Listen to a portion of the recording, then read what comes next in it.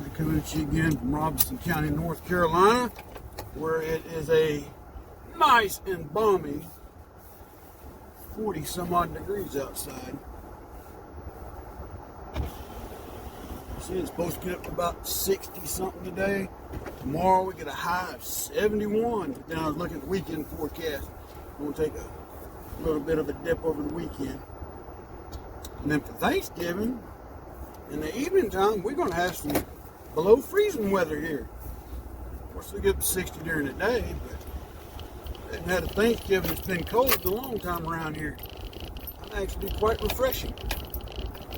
Because I remember growing up, Thanksgiving was the time of year where, things got colder. The earth goes through their cycles. So, might be getting ready to go back into a cycle where winters are actually cold. I remember when I was a kid and we had moved from Atlanta in the summer of '79 to Chattanooga. And the first winter in Chattanooga wasn't too bad. It got cold, but it wasn't too terribly bad. But I want to say that the winters of 81, 82, and 83 were cold. And it was either 82 or 83 that we had snow day after snow day after snow day. I think there was a time we were almost out of school for an entire week because of the amount of snow and ice. And I take it back to winter of '79, we got a real good snowstorm. That's where I learned how to ride a sled. Dad heard the snow was coming and went down to the hardware store and bought me and my brother a sled. And I'll never forget, Mama had to fuss at us to get us back in. Afraid we was going to get frostbite. We wouldn't come in. We were too busy getting on that sled and sliding down the hill and having to get back up and do it again. I think I finally came back in when we built a little rant and I hit that sucker, went over it, and there was a creek at the end. And I guess where I wound up depositing myself.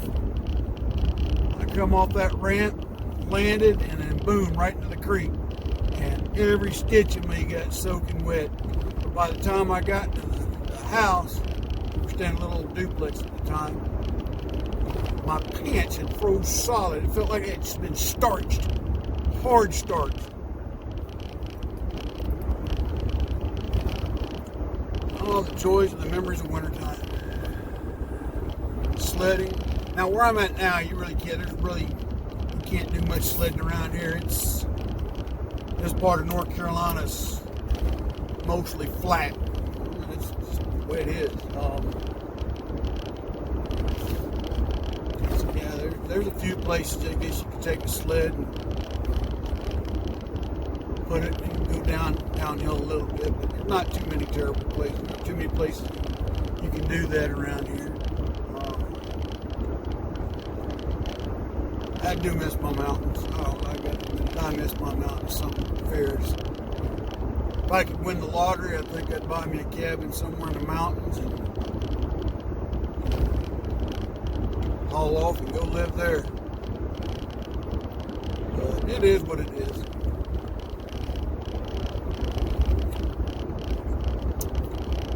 Well, anyway, folks, it is Thursday. One more day to Friday. It's one more day closer to the weekend. And of course, next week we got a short week. We got eat as much as you can on Thursday next week. So hope everybody's got their fridges and freezers full and ready to go. And all that good stuff. We'll pray for the less fortunate during this time, folks.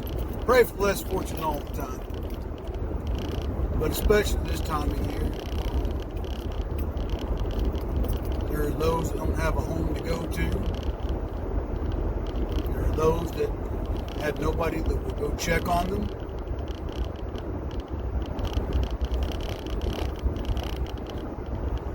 children that will be in foster homes this Thanksgiving and won't be understanding why.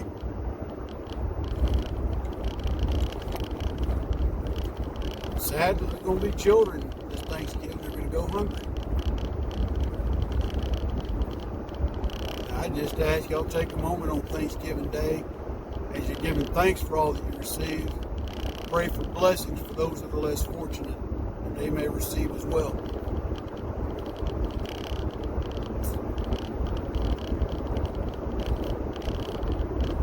Yeah, folks, I'm a Christian conservative, but I believe in the compassion that God has shown us.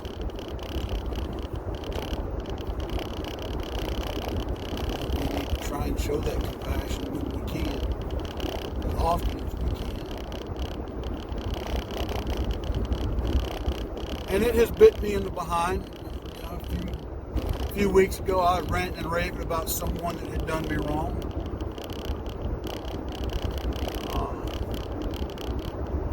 Got more praying to do on that. It's still a little bitter over it.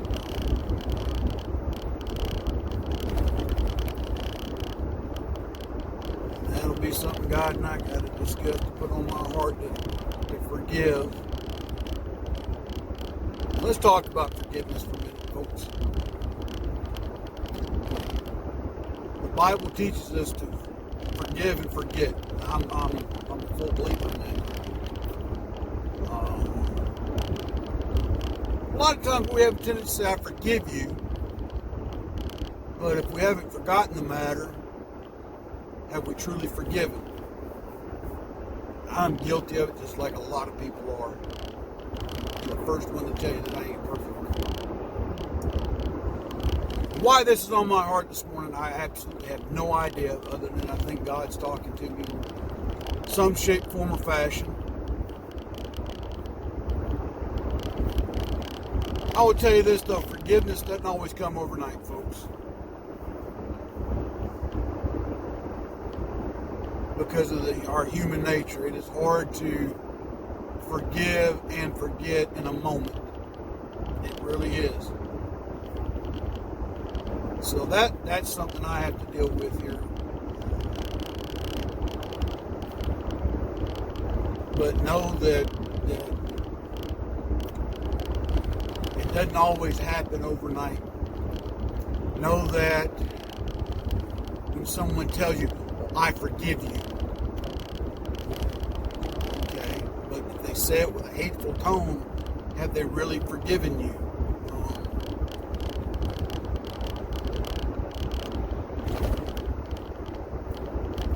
It makes me wonder.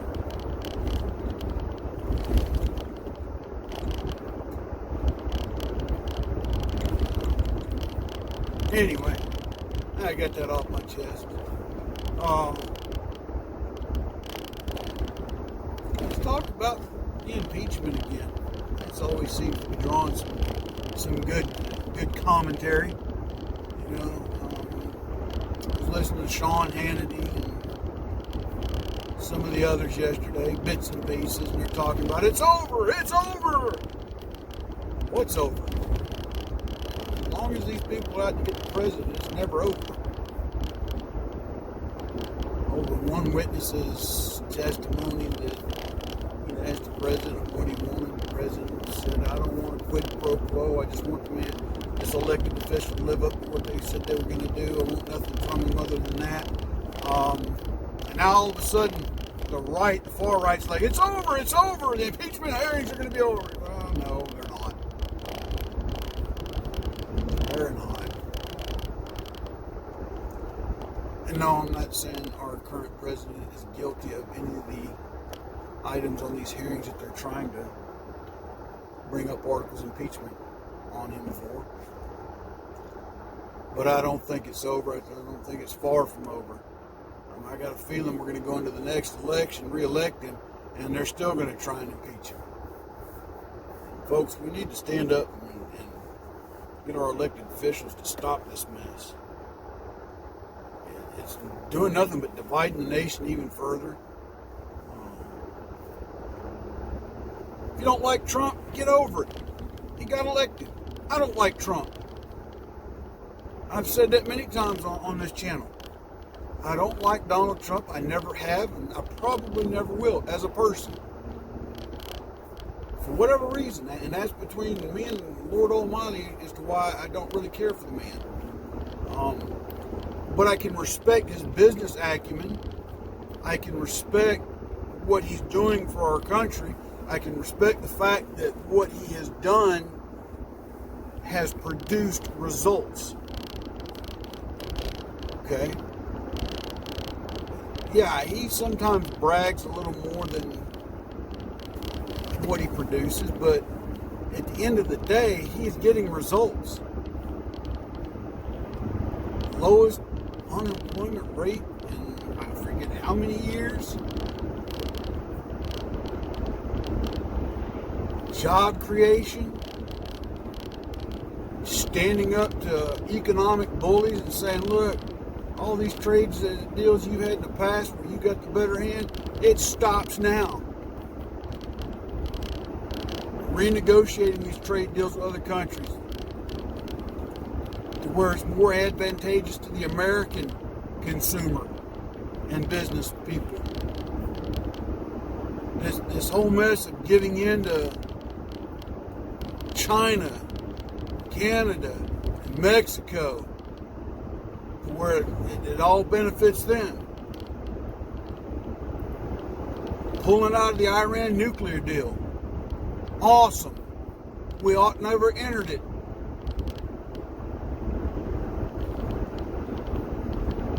Forcing Mexico and Canada to renegotiate NAFTA to where it is a much more fair process to the United States.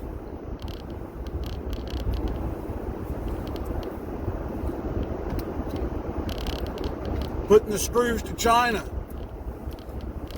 Hey, y'all need to stop manipulating currency. Y'all need to stop manipulating all this other mess.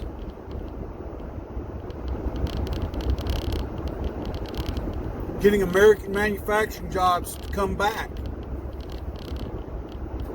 And some people are like, oh, that's all President Obama's doing. Really? I don't think so. But if you want to think that, go right ahead. Because facts are not going to change certain people's minds, folks. We know this. No matter what Donald Trump does, the people that despise him will never give him credit for anything that he does right or anything that he accomplishes that benefits this nation. We need to stop arguing with those.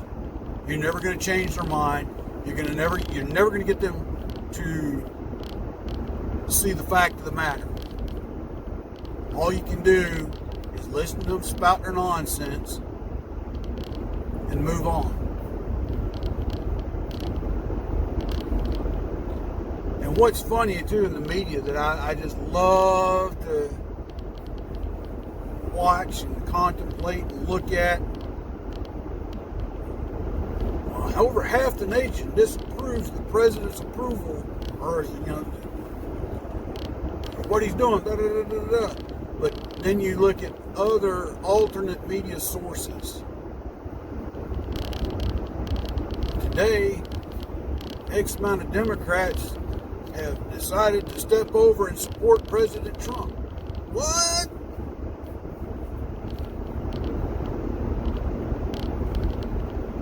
The young man that started the walkaway movement.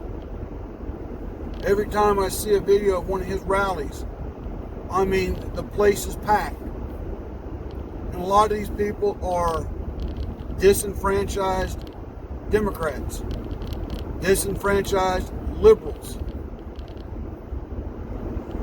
They're tired of their party's swing to the far left, their party's hatred, their party's,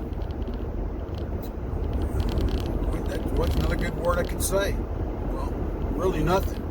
But this nonsense of trying to divide the nation. There's a lot of Democrats stepping away from the likes of Bernie Sanders because They may be Democrat, but they certainly don't want to be associated with communism or socialism.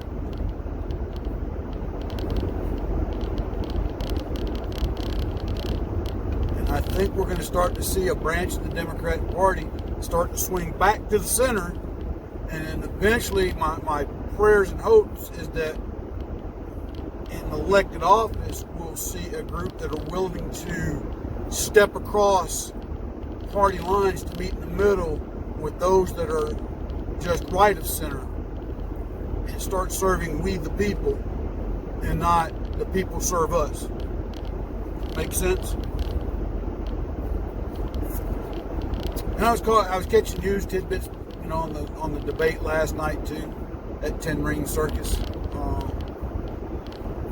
I think if I had to support any Democrat out of that group, the only one that would really get my support, if that was what it came down to, would be Tulsi Gabbard. I was kind of disappointed when she changed her view on abortion. I think that was more of a party push than what her true belief is.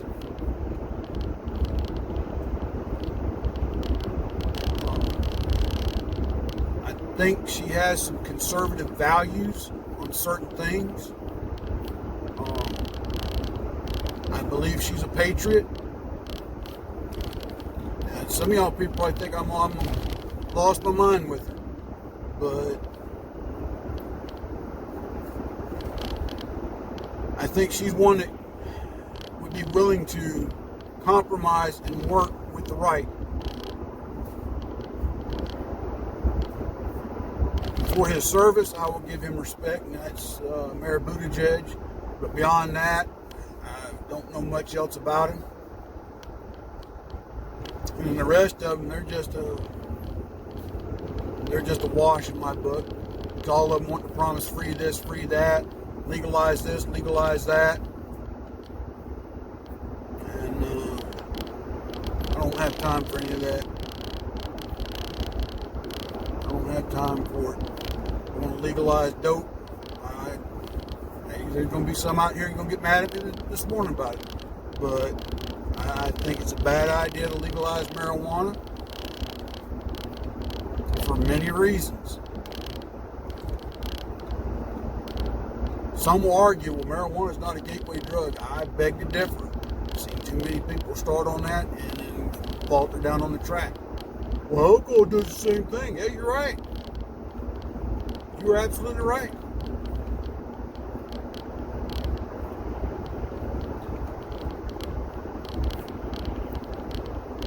But the effects of marijuana over alcohol,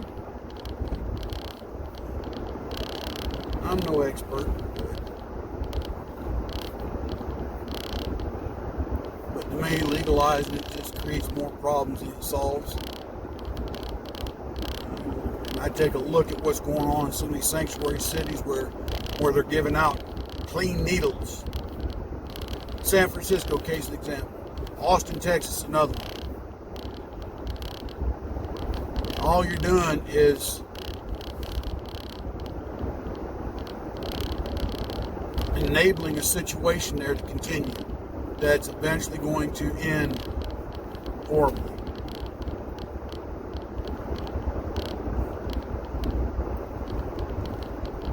They go and they get their free clean needle and they come back, they shoot up, and then they crap and pee all over the street. The places become putrid. The smell of waste, trash piling up, because you're enabling them. You're not giving them any encouragement to step up out of where they're at.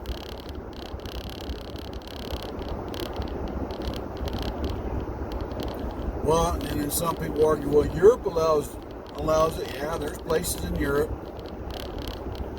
Amsterdam.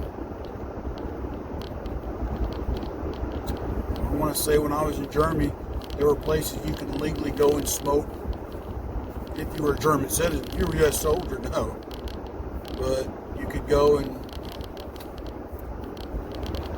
smoke that wacky tobacco.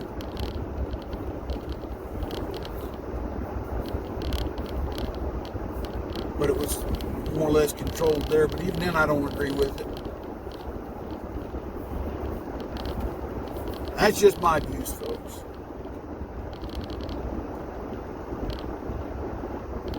But enabling, it's just destroying society. Instead of what these cities ought to be doing is cracking down on it. Well, if we arrest everybody for shooting up, we'll have a jail full of junkies. Well, they won't be on the street pooping and peeing, now will they? And there's other ways you can deal with it, I guess. Don't necessarily have to put them in jail. Put them in mandatory halfway houses. You go out and work during the day and have to be back in at night for treatment. But that costs money. Well, would you rather pay for them to get treatment and become productive members of society, or lock them up in jail where all you do is put the problem away until they get released? That's just an idea, folks. I'm not saying it would work, but has it been tried? I don't know. But anyway, I've been all over the page this morning, probably because I've been up since 3 o'clock this morning with my back and my knees hurting.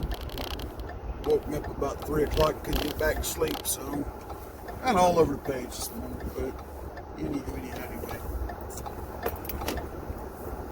Charities that ask you to support: ThoughtsOfAnOldSoldier.org, Pin Up for Vets, Valor for Veterans, and Folds of Honor. Vendors that ask you to help out: Money Quit Pawn on Rayford Road here in Fayetteville, North Carolina area. Robert's Custom Woodwork and Unsung Patriot on their Etsy site. Help me out, get a couple of my books for Christmas to give away to people as a stocking stuffer. Buy some of my t-shirts. All the links are down below. And if you're watching this for the first time and you like what I'm talking about, hit the subscribe and like button and hit that little bell so you can get them little notifications when I'm ready to bore you again. But with that being said, folks, God bless. Take care. I hope all of y'all have a great and wonderful day today. Again, I apologize for kind of bouncing all over the page on different subjects. It's just like I said, I've been up since 3 o'clock this morning. Like I said, my back and my knees are hurting. Just couldn't get back to sleep. So, but with that being said, though, I'm going to close this out. And until tomorrow, in another adventure with the Old Soldier, here on Thoughts of the Old Soldier, we will talk to y'all later. God bless. Take care. Old Soldier out.